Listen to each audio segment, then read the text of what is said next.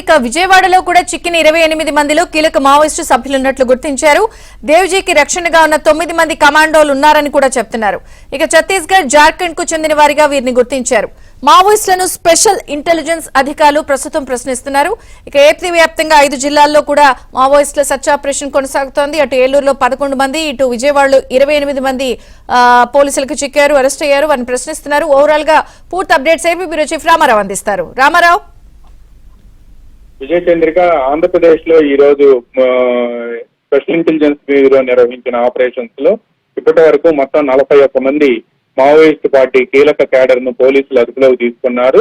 ఇందులో Vijayawada new auto Nagar లో, Kanuru new auto Nagar లో 28 మంది, ఏలూరులో 11 మంది, కాకినాడలో 2, మొత్తం 41 మందిని అదుపులోకి తీసుకున్నట్టు సమాచారం అందింది.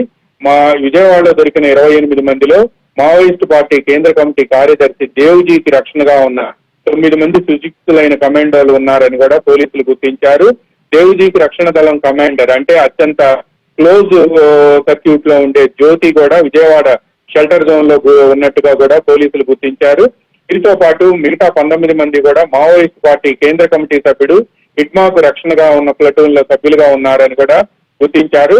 మావోయిస్ట్ పార్టీ ఛత్తీస్గఢ్, జార్ఖండ్ రాష్ట్రాలకు చెందిన వాళ్ళు కాబట్టి వీరంతా కూడా ఛత్తీస్గఢ్, జార్ఖండ్ రాష్ట్రాలకు చెందిన వారుగా కూడా పోలీసులు గుర్తించారు. వీరికి గోండు భాషతో పాటు కొంతమంది కొద్దిగా మాత్రమే హిందీ తెలవటంతో ఇంటరాగేషన్ చేయాలంటే ఎస్ఐబి పోలీసులు ఇబ్బంది పడుతున్నారు.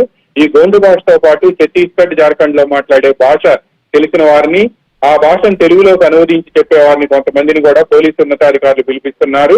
వీరు తమకు ఏమీ తెలియదని తొలుత చెప్పినప్పటికీ ఆ తర్వాత కొంతమంది అసలు విషయం బయట పెట్టారు. స్పెషల్ ఇంటెలిజెన్స్ బ్యూరోకి చెందిన అధికారులు వీరిని ప్రశ్నిస్తున్నారు. న్యూ ఆటో నగర్ లో ఆటోమొబైల్ పరిశ్రమలో ఒరిస్సా, ఛత్తీస్గఢ్, జార్ఖండ్ రాష్ట్రాలకు చెందిన వారు ఎక్కువ మంది ఉండటంతో వారితో కలిసిపోయి పగల సమయంలో పనిచేయటం, రాత్రిపూట పార్టీ ఆదేశాలను ఎప్పటికప్పుడు పాటిస్తూ కూడా వాళ్ళు నిర్వహించిన వర్క్, వాళ్ళు చెప్పే వర్క్ ను చేపట్టాలి అని కూడా వీళ్ళు నిర్ణయించుకున్నట్టు సమాచారం. వీళ్ళలో కొంతమంది కీలక క్యాడర్ ఉండటంతో వీళ్ళందరినీ కూడా విచారించిన తర్వాత పూర్తి వివరాలు రాబట్టవచ్చు అని చెప్పి కూడా పోలీసు ఉన్నతాధికారులు చెప్తున్నారు. Vijaya Chandrika. Okay Ramarao, thank you.